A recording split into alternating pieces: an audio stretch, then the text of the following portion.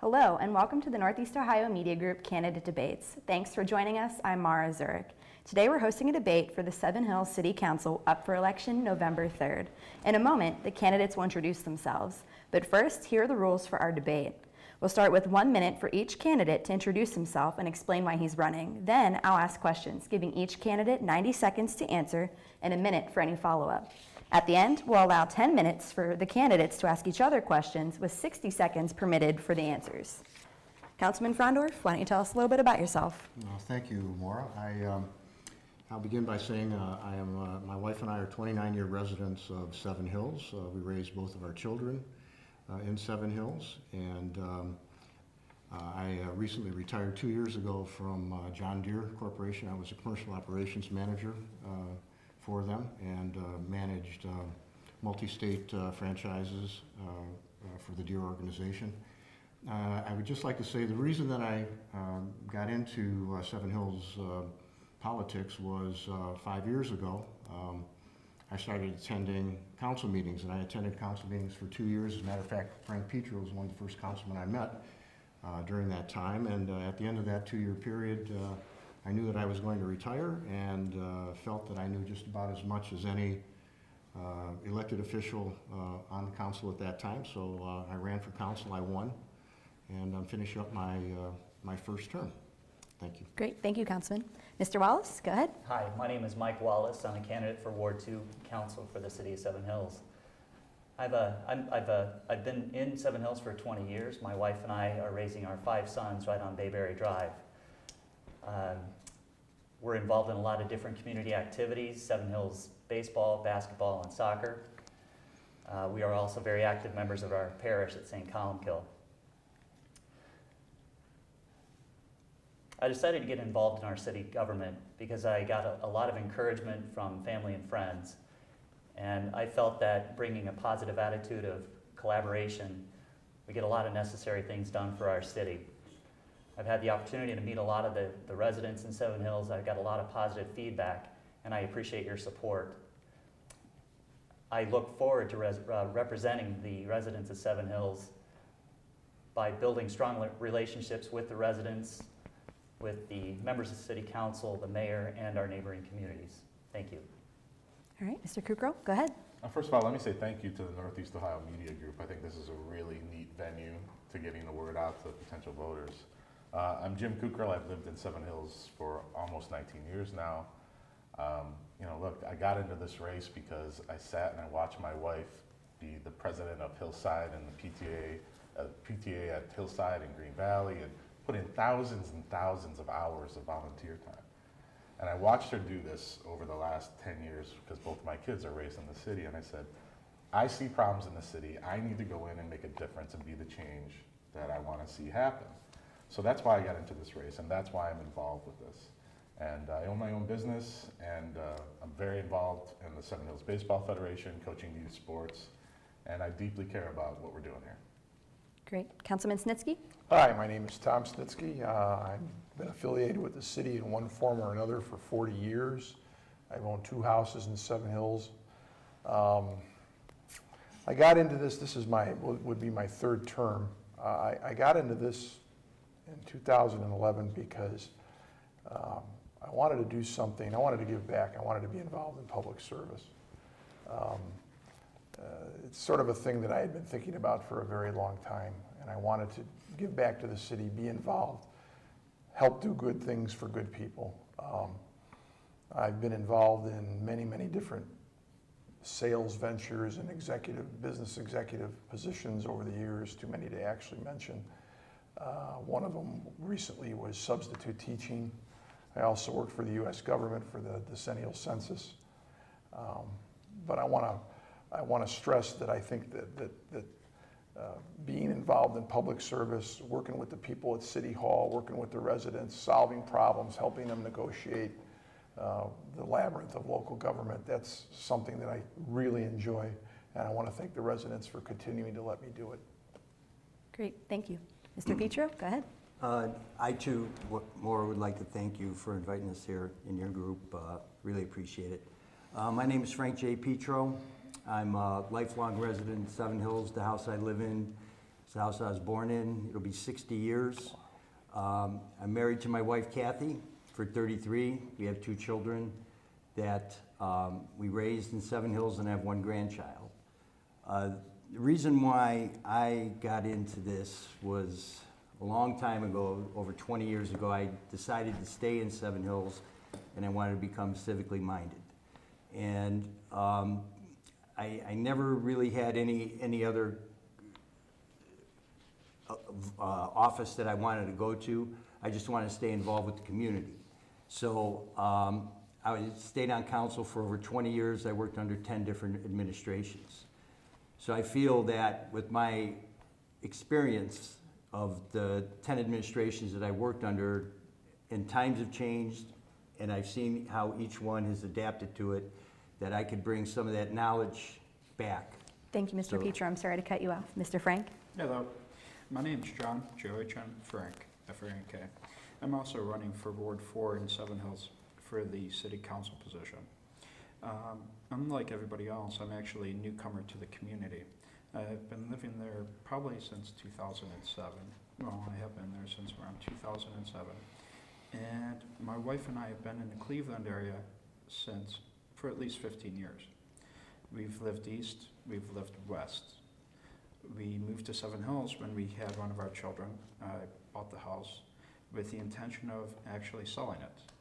However, when we got there, our neighbors were so incredibly good that we decided to stay, and even though we're transplants, we chose to make Seven Hills our home. I had more of a speech prepared, but the subject here is why we want to become elected officials in Seven Hills and what we think we can bring. I would like to thank Maura, and I do realize the importance of cleveland.com, as well as the fact that the residents forum, the comment section on cleveland.com, is extremely important. I'll talk about that later, and I'll talk about the comment section because it's important to know what the residents want. All right, thank you very much. Let's kick off the questioning with taxes. Last year, voters rejected a 3 mil property tax increase. Do you support raising taxes? Why or why not? All right, Mr. Frank, you can go ahead. No, I'm not going to say that I support raising taxes. I believe that Seven Hills does have some financial issues. I also believe that several of those financial issues were actually built and incepted from the state's cutbacks last year in both the estate taxes and the sales tax. I believe that we have to look to firmer, better commercialization, bringing in businesses, the proper businesses, not the wrong businesses, but the proper businesses. And that is what we need to look at before we even consider taking another dime from a resident. Great. Mr. Petro? Like I said, I've been here my whole life, and I've seen the way businesses operate. I'm a businessman. I own my own business, and I believe I am for commercialization, but this community is not that in tune to it. We're 95% built up. I would love to have business come in here, but I do believe we should be more streamlined. I think that we should be cutting our overhead, and I think there's a lot there. I did work in the service department for 7 years. I know how it operates. I know how it should be, and that is my opinion. I think, you know, commercialization I'm fine with, but I do believe that we have to be administered better. All right, Councilman Snitzky? We need to enhance revenue. We need to do everything we can do to enhance revenue through commercial development before we come to the people and ask them for more money. The Rockside Road Development Project is our last best hope to really be able to do this. You know, I've been involved in a lot of that with the Planning, Zoning, and Building Committee, and working with the Planning Commission and the Zoning Board. There's some real good things that are percolating as far as getting something going down there on Rockside Road, regionalizing in conjunction with the City Independence. There's good things happening. One of the reasons we went to the voters for the police levy is because at that time there really wasn't anything happening on Rockside Road. You know, we need revenue. There's no doubt about it. There's very few places left to cut, if any.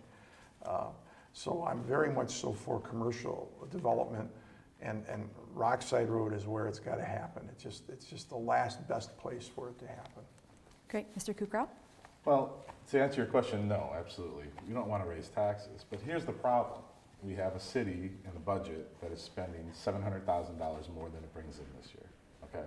So we have what we call in the city a general fund, which is essentially the city's savings account. So I think it's close to $2 to $3 million. I don't have the exact number there. Now, if you do the math, if we keep spending more than we take in every single year, what happens? In about 2 to 3 years from now, you're going to have politicians coming back and saying, oh, we need a property tax levy.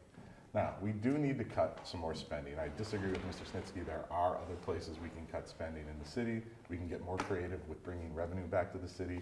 And also keeping track of the businesses that are leaving the city. We recently lost a business that was one of our top tax producers. And we lost them to neighboring independents. And we cannot continue to let that happen. All right. Mr. Wallace? I don't think we should raise taxes. No, I don't. I think we already pay too much as it is. We need to do everything we can to encourage businesses to come into Seven Hills, to thrive, to bring money in. And I think one of the ways we can do that is we work with cities like Independence. We find collaborative ways of working together. So we look at it almost like a quasi-regionalism where we share some resources, but we still maintain control and really work together to bring more businesses in to thrive in Seven Hills. All right. Councilman Fraundorf? Thank you, Maura. I think we're all in agreement. No one really wants to see taxes raised in Seven Hills. And you know, it's certain that residents feel that their property taxes are far too high, and that goes without saying. But I would also agree with Jim. There are things that we can do. We're spending $700,000 more than we're bringing in. We have a general operating budget of $8 million, and I can guarantee you that there's at least a couple $100,000 of cuts that can be made easily out of that $8 million budget. In addition to that, part of the problem that I hear, you know, on this panel is that once again we're kicking the can down the road, and I've said this time and time again, we're kicking this can down the road. And with all due respect to the development on Rockside Road, that's not going to happen in time to save Seven Hills. We have 2 to 3 years. If a shovel went in the ground, you know, at the earliest, say next year, it's not going to impact what's happening currently. So we have to look at the possibility of some sort of a tax. And my personal view is that it's an income tax, and I have a plan that will actually give people that live in Seven Hills but work outside of Seven Hills a tax, income tax decrease. And those people that live outside of Seven Hills and work inside of Seven Hills can generate that $600,000 to $700,000 deficit that we face today. All right, thank you. So you guys have already hit on this a little bit. Like many suburbs, Seven Hills is facing some financial troubles. We know this, and Richard Delaquila said with the loss of the property tax increase, Seven Hills will have to make some very difficult financial decisions. So what cuts need to be made? What can be cut? Councilman Fraundorf, you can go ahead. Well, you know, as I said just a moment ago, I think that, you know, we have an $8 million operating fund, and every department has to look where they can make cuts. And I would be the first to say, we talk about sharing services. You know, we need to look at things like, do we need a fully staffed building department when we're 95% built out? Perhaps, you know, there we can share with a Broadview Heights or an Independence. Do we need, you know, 2 secretaries, full-time secretaries in that department? We probably should look at the service department and see, you know, is that functioning, you know, optimally, or can we make adjustments to get, you know, more out of that department? And I think that goes for every department within Seven Hills. So yeah, there's certainly an opportunity to save some monies. Great, Mr. Wallace. Well, I think one of the things you don't want to cut is our safety services. We're one of the top safest cities in the country, and our residents are very proud of that, and I like raising my family in a safe city. And I don't know that there are really that many other places that we can make cuts. What I think we can do is look at other potentially grant opportunities, look to other agencies to infiltrate our city with more money. All right, Mr. Kukral. Yeah, you know, I recently met a woman in the city who all she does for a living is find and apply and write grants. And she lives in our city. I met her going door to door. This is the type of person that we need to have on staff or part-time working to find new revenue for the city. Now also, residents should know this. I think the number is about 80% of our city's budget goes to payroll for employees. We have something like 250 employees. People don't realize how many employees we have. So is there cuts there? Maybe, right? But of course nobody wants to cut service team, nobody wants to cut police. Who wants it? You're right, it's the safest city in Northeast Ohio. We don't want to do that. Let's find ways to bring in new revenue by finding the people who can do the right things and get some economic development happening in the city. Great. Councilman Snitzky? Well, yeah, I'll take a two-track approach on this. We definitely need the economic development. I mean, like I said, we need to enhance the ability to generate revenue at Rockside Road. That needs to happen. As far as cutting personnel, we've got 16 police full-time, 13 service people full-time, down from 21, 2 full-timers in the rec center. We have 3 full-time people in the building department. We tried to outsource the building department. Nobody wanted it. Brooklyn Heights didn't want it. Broadview Heights didn't want it. They didn't want it. They didn't want to split that outsource. It's going to be very difficult. Really, the only place we can cut at this stage of the game is probably the police force. And that's just such a bad thing because we have to lay off all of the full-timers before we cut all of the part-timers before we cut 1 full-time policeman. We have to come up with innovative ways of generating revenue one way or the other. There's very few, if any, places left to cut, unfortunately. I mean, we've dropped our operating budget. You know, we're down to 8.5 million from 10.5 million. I mean, it's a 15% reduction. There's very little places left to cut. All right, thank you. Mr. Petro? This problem has been caused over the past 10, 12 years when they decided to put in full-time engineering, building, and senior citizens. With the seniors, we had a senior citizen that we paid $4,000 a year, but they've decided to make that a full-time position. In the building department, I could see us having a full-time building department if the Rockside Terrace did happen, but it didn't. I think they put the cart before the horse. Same thing with the engineering. We've been paying for this over the years. Now it's time that we have to make adjustments to go to a part-time building because we're 90%. Engineering, I believe, and it's outsourced now, is that correct? Correct. Okay, they finally did that after years. So I do believe there's places to cut. Great, thank you. Mr. Frank?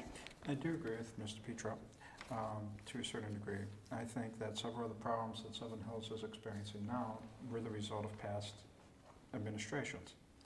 However, at this point in time, our current administration has already done excessive and severe cuts. I'm not saying that there's not further things that could be cut. What I am saying is that a regular review on a bi-monthly basis should be undertaken so that Seven Hills and the administration actually knows what the excesses are, what the needs are, and what can be cut.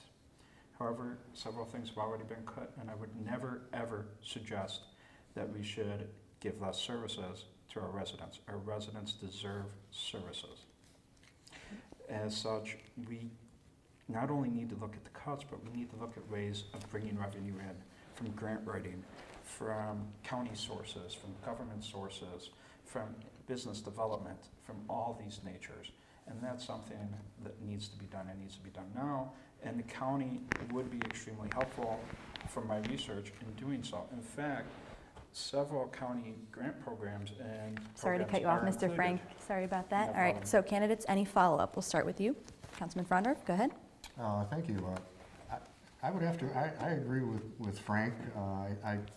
I'm hard pressed to believe that there aren't further cuts that can be made.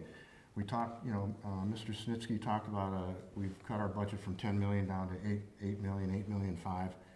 Well, that's fine, but that tells you how bloated it was to begin with. And I truly believe that, there are positions within our community, within our administration that we really don't need.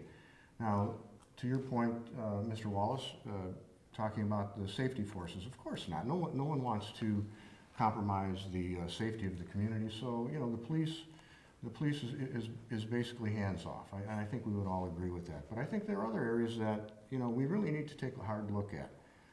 I think that what Mr. Kukral said about grant writing is pertinent. We can go after grant money, but it's not like we haven't been doing that already. So, and I'll end it with that. Great. All right, Mr. Kukral, we'll let you go next. I mean, look, if you went into credit card debt, the first thing a debt consolidation company would tell you is stop spending money, right? And that's exactly where we are in the city right now, is we are spending way more money than we bring in. And that's the first step in fixing this problem. Now, if I was on council, I would have voted no to the mayor's budget that spends $700,000 more than it brings in. Mr. Traffus and Mr. Fraundorf voted no. I would have been a person who voted no to that as well. And I will point this out. 26 other communities in Northeast Ohio, including the city of Cleveland, balanced their budgets this year. So there's no excuse that we cannot do it in Seven Hills, and that is the first step to fixing the problems. Great, thank you. Mr. Frank, I know you had more to say. Would you like to go next? No, I think everything's been addressed. All right, Mr. Petro? One other avenue we could check too is to combine services with other communities that some do. I know Mr. Snitzky talked about building that nobody wanted it, but I'm looking at something like rubbish. Maybe we can hook up with Parma. You know, we have a contract coming up, I believe, next year. Next year. Yeah. You know, some sort of way to cut aid or cut costs that way to be more friendly to our neighbors. To, you know, besides economic development, but you know, we still have to make up that $700,000 budget, that deficit. So I think we should expand.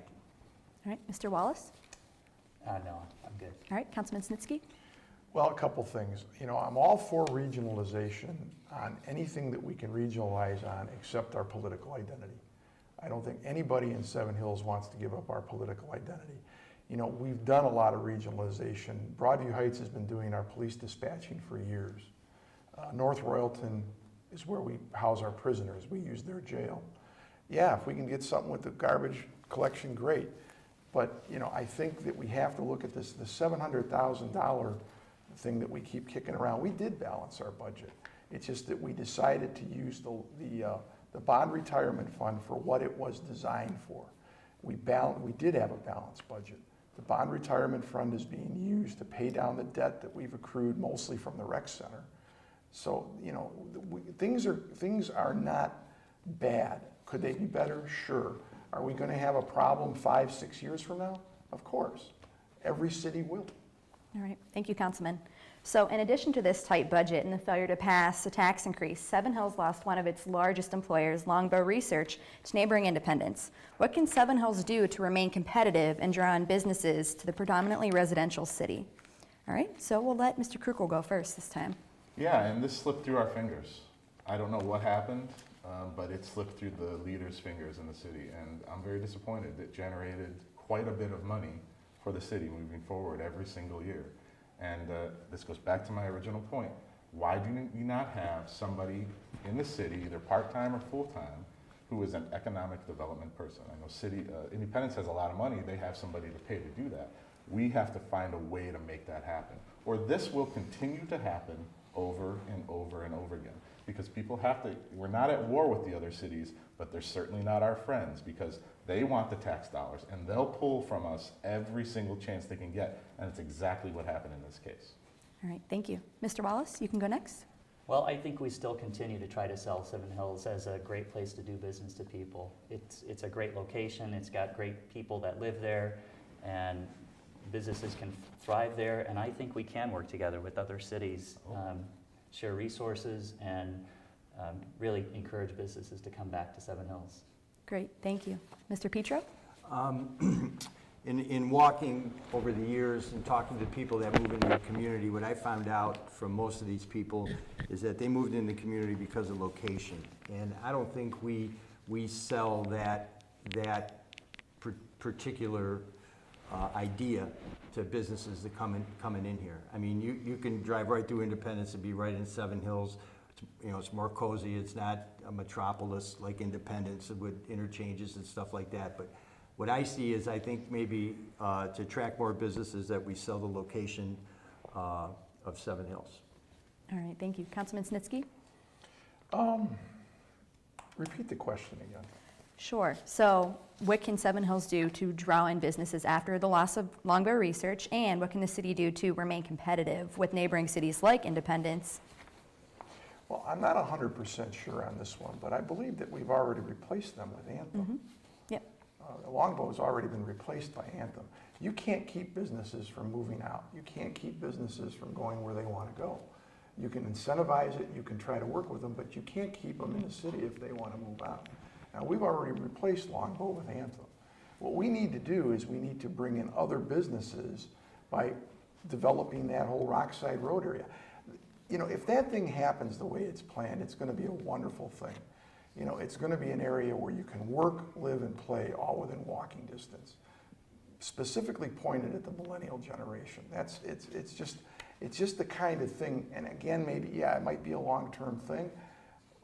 Current enhancements, you know, that's a tough one. It's very tough to know what we're going to do like right now, okay? But I think that we have to look at just continuing to do what we've done all along, because I think things are not as bad as people would have you believe. All right, Mr. Frank? In answering this question, I do have to agree that the location of our city, where our city is located, at the 77 and 480 interchange, is one of the best two locations to draw businesses in northeastern Ohio, if not in the state itself. However, we have a problem, and we have a serious problem, and it's the same problem with regionalization. We have to reform our image. We have a great city. We have a fantastic base of individuals within the city. But our image is one where people just aren't getting along with each other. That needs to be reformed. That needs to be corrected. Nobody's going to regionalize with us until we correct that image. By the same token, businesses are not going to be as drawn to us, even though we have a fantastic location, until we reform that image and we start to get along.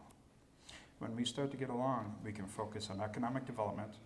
We can focus on all the programs through the state, through the county, through the federal government to incentivize business without losing the gain that we'd otherwise have by being able to bring these businesses in.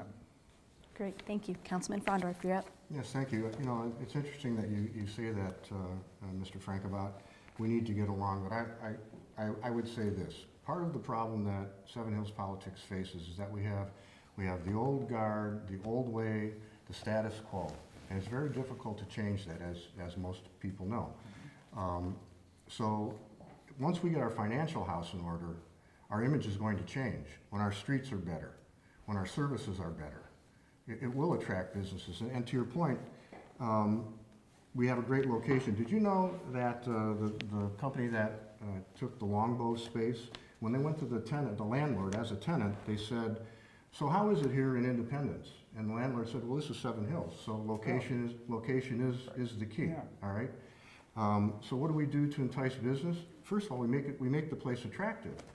And if you look at Lombardo Center, that's a classic example of a street that is a primary source of income tax revenue that people who work in those buildings travel every day, and it's abominable. You know, I mean, if I were looking to relocate my business and I went down that street and I saw the condition of it, you have to wonder what else is wrong in the city. So get your financial house in order, good things will happen, the image will change. Thanks. Great. All right, candidates, any follow-up? Councilman Snitzky, would you like to start? Well, I just mentioned Lombardo Center. You know, one of the things that's percolating is that this development, this shared development with Independence, Lombardo Center is totally, the road is totally in Seven Hills.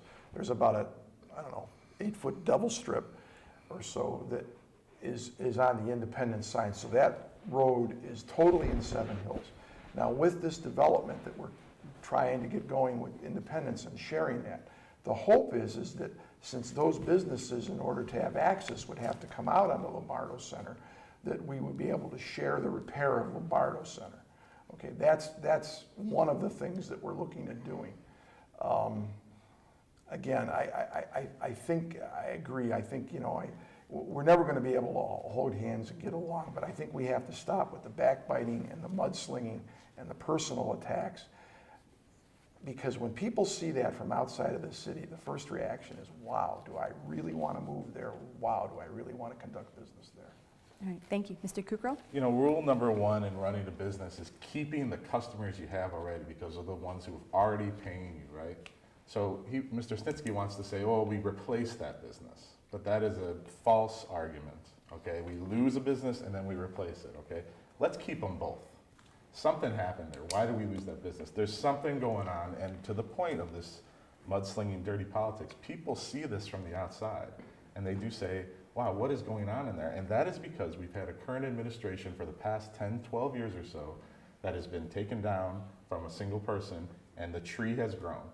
And all these people have been in office for a long time, and a couple people, Mr. Fraundorf being one of them, have been the voice of reason and been labeled as troublemakers and politicizing things, when most of the time they're out there just fighting for the residents of the city.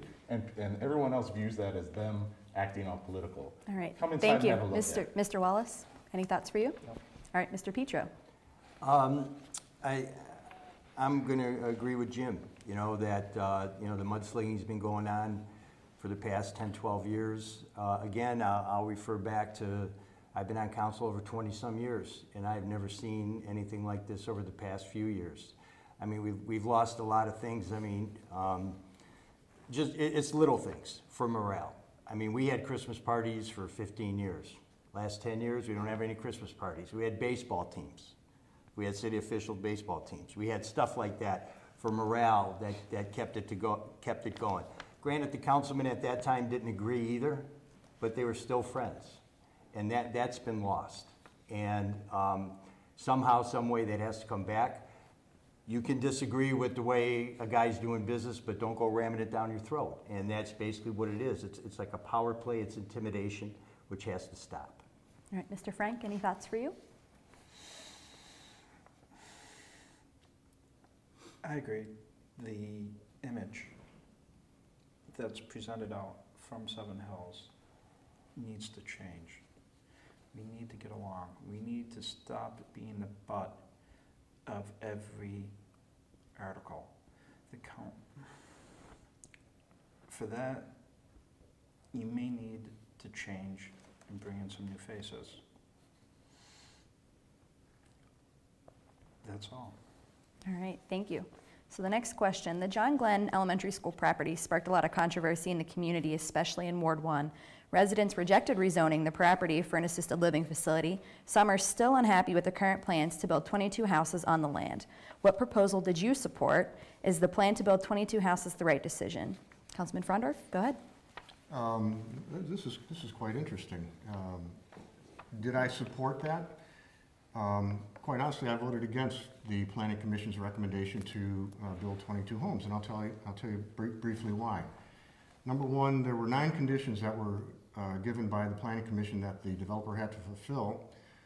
We went through 3 readings, which take 6 weeks, and probably the largest condition was an engineering study to see if the sewers could handle the capacity of an additional 22 homes. That was not done. I voted against it. Councilman Traffus voted against it, and the balance of council voted for it, so it was passed. So if we have an issue down the road, the city is going to have to take care of it. As far as the park is concerned, it needs to be a neighborhood park. There should not be a baseball diamond. It should be green space, and it should be a park that people can walk to. I'm totally against having a parking lot and organized sports in that little area. It's far too small. And we have a facility in North Park. We can put the T-ball and adult pitch or coach pitch baseball at North Park without any issue. And this space that we have at John Glenn will become a green space for that neighborhood. All right, Mr. Wallace? Well, it seems that the voters have spoken and the 22 homes have passed. And at the end of the day, that's still more money coming into Seven Hills. Those will be tax-paying families that are living and thriving in our city. As far as the engineering study with the peak flow and all that kind of stuff, I thought that the engineers had that all figured out.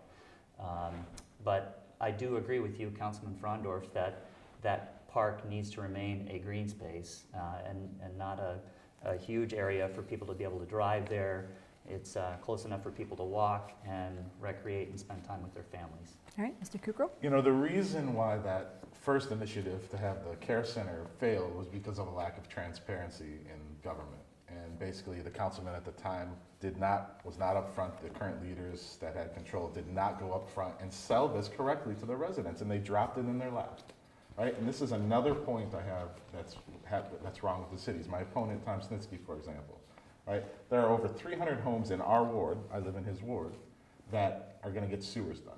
And we've known this since 2012. There's actually a cleveland.com article that talks about it. I've been to hundreds and hundreds of homes. I've yet to have a resident say, Tom has been to my house or given me any information about almost $15,000 estimated cost that's gonna come.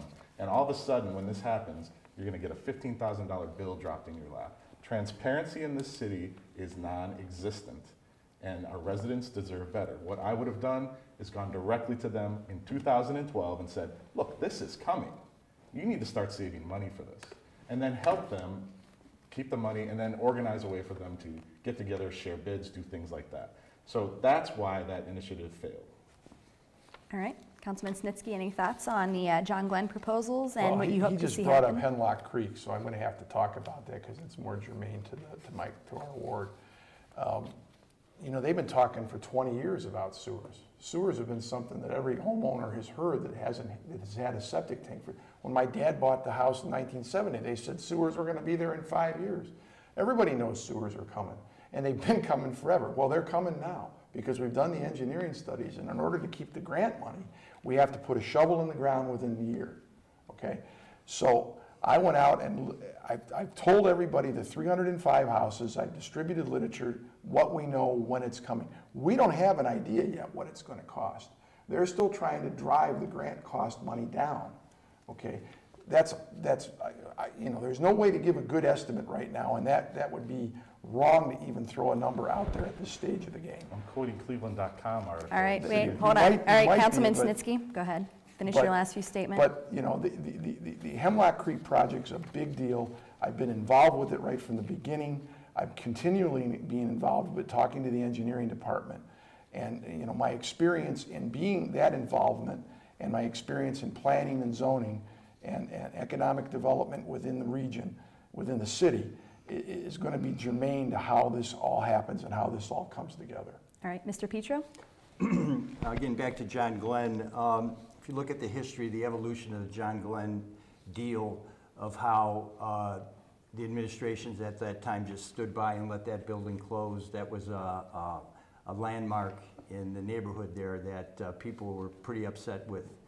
And then to carry on with trying to put in a nursing home that the people evidently voted down, that it gets back to the, you know, the agenda, the bullying, the pushing, the non-transparency.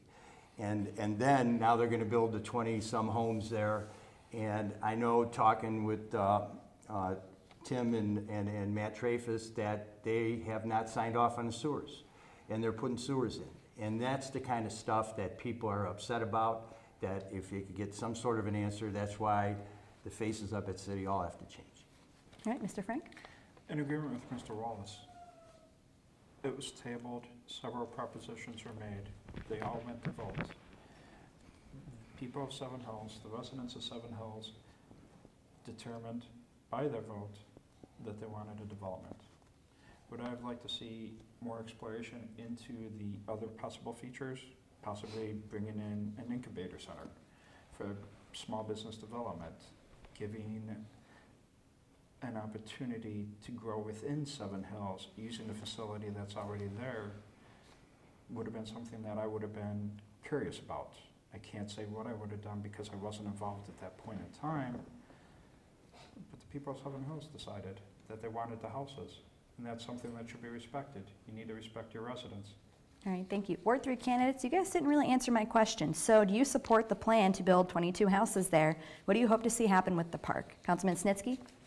Well, you know, the John Glenn thing, and I do believe it passed fairly handily in Ward 3. Originally, when it came up, you know, we have the oldest population in the county, okay? Assisted living facilities seem like a natural to me. You've got a public facility that's been there. When you bought the houses, the school was there, you had a public facility there.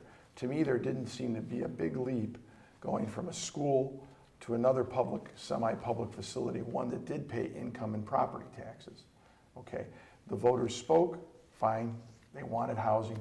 Most of the people that pushed for the housing have accepted the fact that the housing is the way to go. It's going to be a wonderful development when it's all said and done.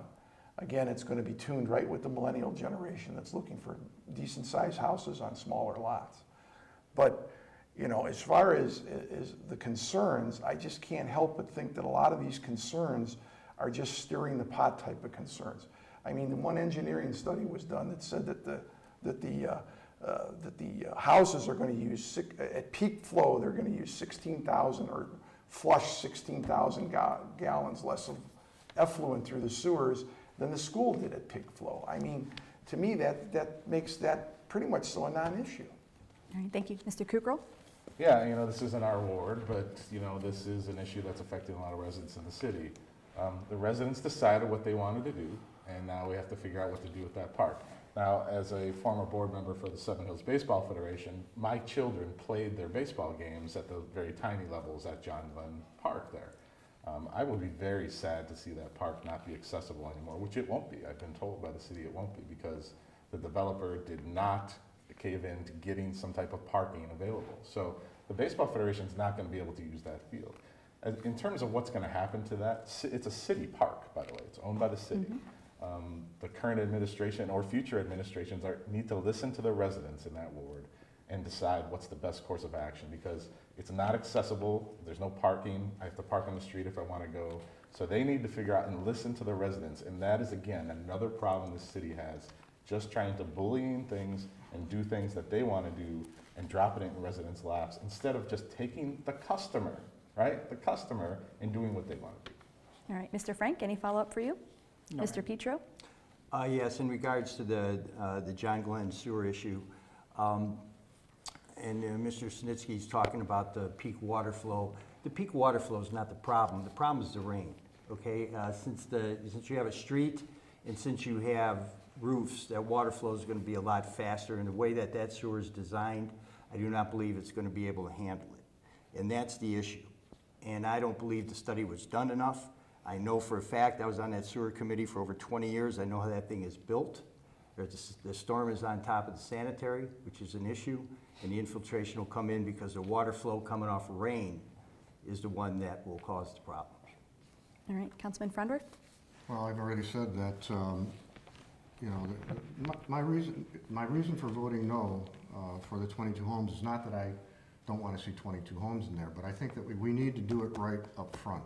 And if we don't cross the T's and dot our I's and make sure that the sewers can handle it, to make sure that rainwater is mitigated, to make sure that that the engineering studies have been done and verified, we're going to pay for that down the road. And that's why my insistence on, do your homework, do your studies, and then give me a compelling argument why I should vote for this and why it's the correct thing to do. Now, as far as the park, I've already stated, my personal feeling is, I've talked to the residents in Ward 2 that abut that park. They don't want a parking lot there.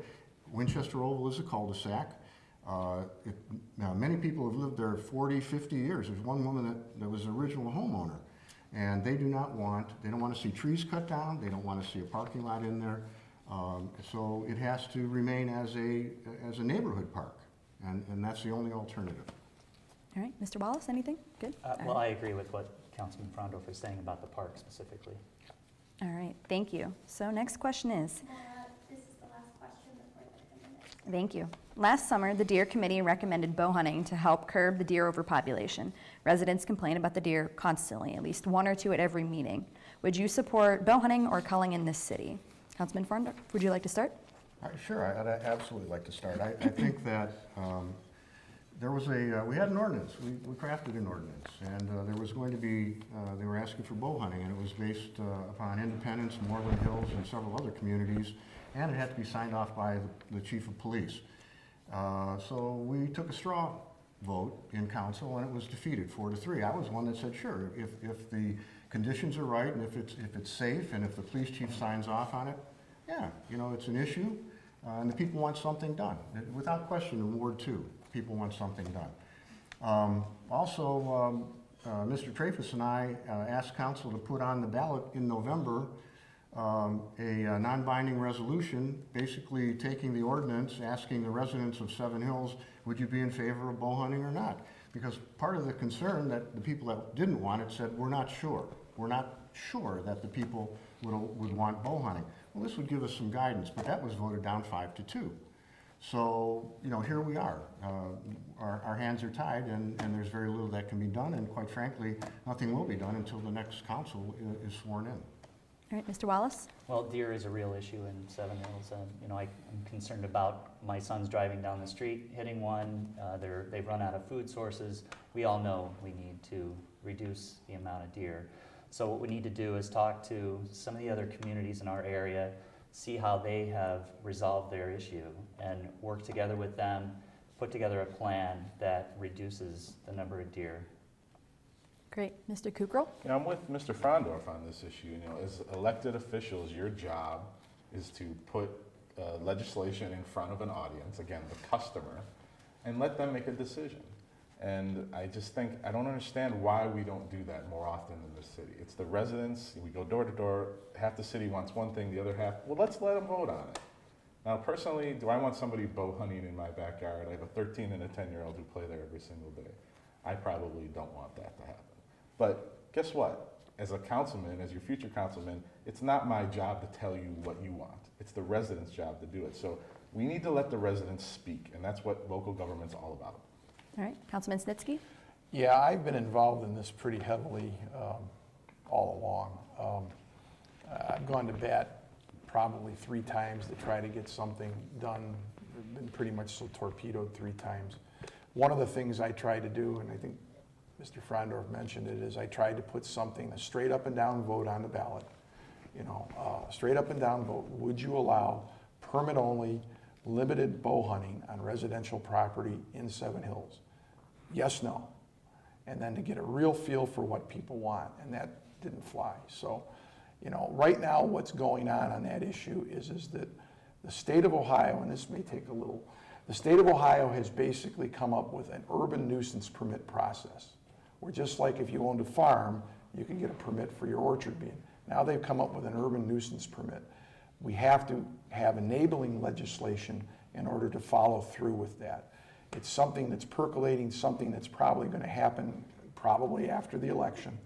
But you know, this is finally, because we do need to look at it both on a local and a regional basis. I mean, we're very long and thin. So, but hunting, bow hunting, has worked in diminishing the problem in Independence, in the metro parks, in the Cuyahoga Valley, and it's the type of thing that nobody really wants to do, but it's probably the type of thing that, you know, it's going to have to be dealt with at some point. All right, thank you, Councilman. Mr. Petro? I do believe that the deer population is a problem, and it should be thinned. This has been, you know, thrown around for the past 3-4 elections, and it could be thrown around again. But some decisions have to get made, and at least get something on the books, either yes or no. My personal opinion is I do believe that the deer population has to be thinned. It's a nuisance, especially in my neighborhood where we live. We have big yards, big deep yards with a lot of trees and stuff like that, and people cannot have gardens. And as I'm walking these streets, that's all I hear. What are you going to do with the deer? What are you going to do with the deer? And I believe that something should have been done with the deer the past couple of years, but it's just being procrastinated and just pushed down the road. That somebody has to make a stance, and it has to be in this term. All right, Mr. Frank? As far as the deer, as Mr. Snitzky said, the state of Ohio has established the urban nuisance permit system. It's something that we need to take advantage of, but it's something that we can't do alone. This goes back to regionalism. We have a long, thin community. What's our community? 1.5 miles wide at certain points. This is something that has to be transited with both the community to our left and the community to our right. Without a combined plan, there's not going to be an answer. The other problem with this, besides the regional aspect, the locality, the geography, is the fact that the deer are actually owned by the state of Ohio. We are limited in what we can do because the ODNR has to be on board with whatever we do. That's why several of the mayors have actually gotten together and approached the ODNR to try to find a solution, working with the ODNR to the deer issue. And the deer are definitely an issue, but this is an issue that has to be combined on a regional approach, and it needs to be one that's given to the voters. All right, thank you. Candidates, now you guys get 10 minutes to ask each other questions. Mr. Wallace, would you like to start? No, thank you. No questions for you? No. All right, Councilman Snitzky, anything for you?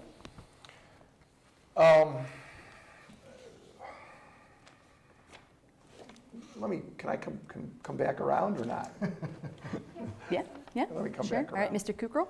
While he's thinking about it, I'll ask him a question. Go for it. So I guess the question goes back to the Hemlock Creek Sewer Project, Mr. Snitzky, is the cleveland.com article came out in 2012 that says these 300 homes said exactly which streets are getting sewers, when it's going to be coming in the next 3 to 4 years. Isn't it the job of a council person to make your residents aware of this type of thing ahead of time? I just don't understand why you didn't spend any time communicating with the people in your ward and letting them know that this was coming until right before election time. That has nothing to do with it, okay? When we finally got some definitive information about what was happening, okay, we knew it was coming, but we had no definitive information. We still don't know where it's going to start, the angle of the grade. We still don't know which way it's going to go. Until there was something definitive, the last thing you want to do is throw a number out there, okay? When I have something definitive from the engineering department, they will know, but I did not have anything definitive other than it's coming. And you know, the people up there have been really cool about the fact that their roads have been messed up for a long time. They have been very, very, very patient waiting for the Hemlock Creek project to come in, which will replace their roads. But it's coming, and I've been as forthright with them as I can when I had the information to give to them. All right. Mr. Petro, any questions for you? Any thoughts? To my opponent, not really. I've been walking this our ward for a better part of the summer, and it's a good ward. I mean, we have good people up at that end of the town. It doesn't seem to be a lot of complaints except for the roads, the deterioration of the roads that, again, you know, weren't attended to for the past 10 or so years. And as far as water, deer are a huge problem. Flooding it happens, especially in a big rain, but in the big picture, it seems to be a pretty content ward with a good group that living there. And I really don't have any questions for Mr. Frank. All right, Mr. Frank, any questions for you? It seems like we both have the same concerns. And in honesty, this is the first that I've ever met Mr. Petro. After talking for a little bit, after being with him a little bit, I really think that the residents of Ward 4 would be safe voting for either one of us. And being around and talking to residents, the things that I've heard are the same as what Mr. Petro's heard. The road issues, the deer issues, some of the tax issues, and some of the development issues. Those are the things that we need to find out how our residents actually feel about, and those are the things that need to go to our residents. So I really don't have any questions for Mr. Petro. I think you'd be fine with either one of us. All right, Mr. Fraundorf, anything for you? Yes, I'd like to say that, Mike Wallace, I've never heard anything bad mentioned about you. And I mean that as a compliment. But I would have to say that, and I mentioned in my opening statement that, you know, I became concerned about Seven Hills governance when I saw the wastefulness. $6 million was wasted over about a 6 or 7 year period, and projects that we couldn't afford were initiated. So I started going to council meetings, and as I mentioned, I went to council meetings 2 years prior to me running for office. And I think that a council person has to be engaged in the community and has to be invested in the community, has to be interested in the community. And I'm going to pose this question to you. Since 2009, there have been 13 chances to participate, to vote, either in a primary or a general election.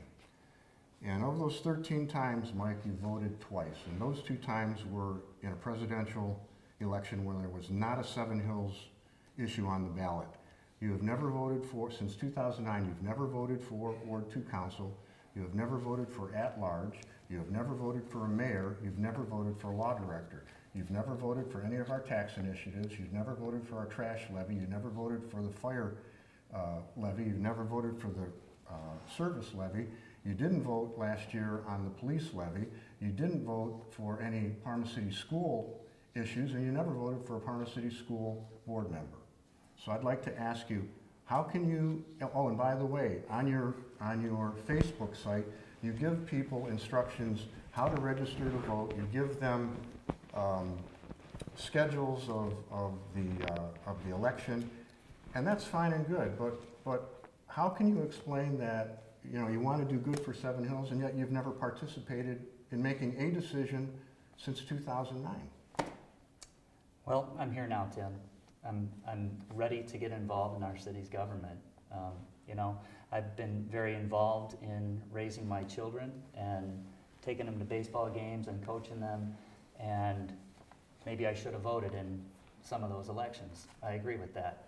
But I'm here now, and I'm ready to get involved. I want to make a difference. I want to make a positive difference for the city of Seven Hills, a place where I love to live. I want my kids to come back and live here if they do move away. The closest friends I have in the world are in Seven Hills, and I want to get involved, and I want to make a difference, and I want to make things good in Seven Hills. Maybe a little too little too late, Mike, and I want to tell you why. I heard you say that you've been involved with your family. You know, in those 13 elections, I voted in all 13 of those, and since I was 18 years old, I'd say that I haven't missed an election. And I traveled internationally and domestically, missed all kinds of birthdays. Great. Councilman Fraundorf, I got to cut you off. Councilman Snitzky, did you come up with a question yet? Yeah. One of the questions I'd like to ask my opponent is, you've talked a lot about change. Change this, change that. What specifics can you give us about making changes? What changes would you implement? Okay, how many you want? Shoot. Let's start number 1. Cut the overspending in the city. If we do not stop the overspending in the city, we are going to go broke, and you are going to get more property taxes. That's a supposition. How would you specifically make the cuts? Where? Well, we're going to have to figure that out, aren't we? We're going to have to figure out if it's personnel, if we're going to figure out if it's bringing in new revenue. There's many places we can do that, but I'm not on council yet. You are, and the solutions have not come from you. So it's time to give other people a try to do it. We have been making cuts in personnel dramatically. I mean, we've cut our operating budget by $2.5 million. I mean, the service department is down to 13 guys. We got to put part-timers in because we can barely keep up. We run the city mostly with part-time people. We have a part-time fire department, which is a great bargain. Great bargain. They do great work, and none of them are full-time employees. I mean, there are very few places that you can give me specifics to cut. You know, we had a full-time engineer. We now have a contracted engineer. He's doing marvelous work. But I'll be honest with you, for our residents in Hemlock Creek, I'm very concerned about not having a full-time engineer for that whole project. I mean, you know, they're doing great work. I admire what they're doing, but you can't pick up the phone and call the engineer if there's a problem with the project. Well, he asked me a question I didn't get to really answer. Go ahead, go for it. So, I mean, we talked about cutting the spending, right? Transparency, we talked about that as well. You asked me about change. That's what this election is all about. Whether or not the people that we currently have in office are doing the jobs that they need to do to move forward and make the city better. So change, that's exactly what it is. Fix the spending, bring in more revenue, get transparent with our residents, give them more of a voice. And frankly, the biggest one that bothers me the most is communication. I really don't like the fact that I live in your ward and I've never been communicated to you except 6 months before election time. I want to know who you are, I want you to come to me with issues, and I want you to tell me. So those are the things that I'll be doing differently.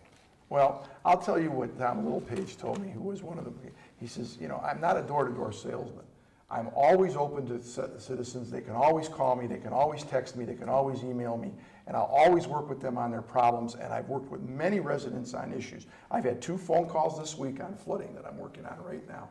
I mean, you know, just because you've never personally met me, and you had met me once or twice, you said, but because you've never personally met me, because I didn't knock on your door, you know, there's, what is it, 1,100 households in the city? You know, I mean, great. I never said I didn't personally meet you. I misquoted. I'm glad you can walk to all of those households. I really am. I cannot do it. I got a bum leg.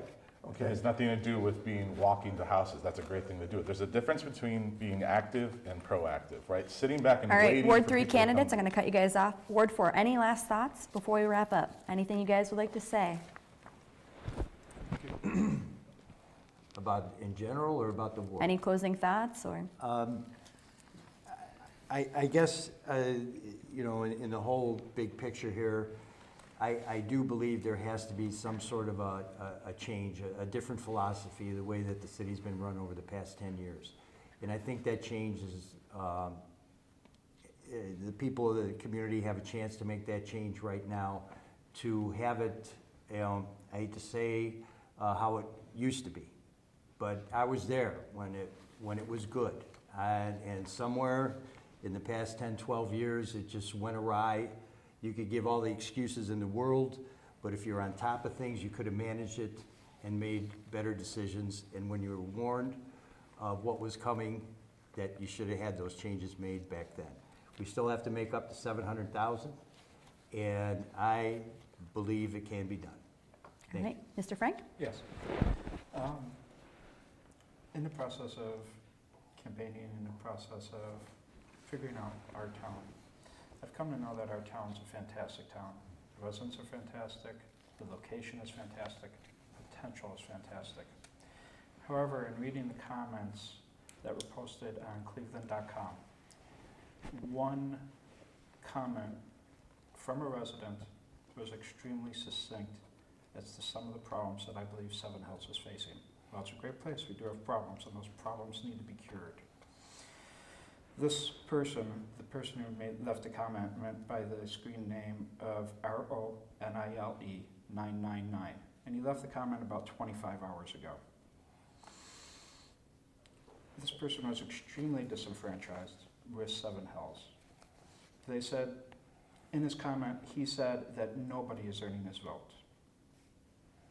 I think change is also required, as does he, and I think the residents need to be listened to. He also let me end by stating that he quoted, "We have roads that need to be fixed, a rec center hemorrhaging money, an aging population in need of services, and eventually leaving empty homes in our neighborhoods, and we are doing little to attract families and businesses to the community." All right, thank you, Mr. Frank. All right, Mr. Wallace, any closing thoughts? You know, there's been a lot of really good discussion tonight, and I appreciate the opportunity to be here to introduce myself to the people that do the research online. As I said just a moment ago, I'm here now. I'm ready to get involved and make a positive difference for a great community. Thank you. All right, Councilman Fraundorf? Thank you. I would say in closing that the next 2 years is all about finances, finances, finances. Until we get our financial ship righted, until we are able to balance our budget, until we can figure out a way to get new revenue, the same status quo will exist. And I will echo what I heard earlier. The time for change is now. And we have an opportunity to make that change. You as a resident voter, have the opportunity to make a positive impact on the governance of Seven Hills. Thank you. All right, Councilman Snitzky? Well, change is good. You know, change is inevitable, and it's a good thing, but you don't necessarily change personnel to make a change. Sometimes by keeping the personnel you have, you constitute change. You know, I've been working to try to make this a better city as a public servant for, this will be going on my third term, you know, we've got problems, but they're not insurmountable problems. You know, we still have a basic community of solid people. Our financial house is not terrible. There are issues, but they've been dealt with up to this point, and they can be dealt with in the future. You know, we just need to stop the rhetoric, the mudslinging, the targeting of individuals. You know, and we need to take care of the business at hand. All right, Councilman, I have to cut you off. All right, Mr. Kukral. You know, I've been saying this for a while. This election is going to come down to whether or not the person watching this or voting thinks that we are in a good space or we're not. And I've been to hundreds and hundreds and hundreds of homes over the last 4 or 5 months. And most of the residents don't believe we are in that space right now. So what needs to happen is we need to start making changes here. And I know I keep saying change, and he said change is good as well. It is good.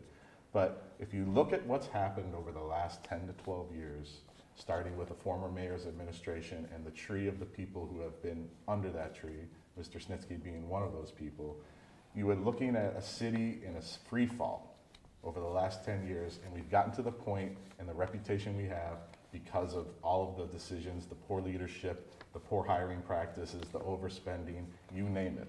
So what I want to do is I want to come in and bring a fresh face here and start agreeing with the people on council and actually start making changes and giving the residents a voice.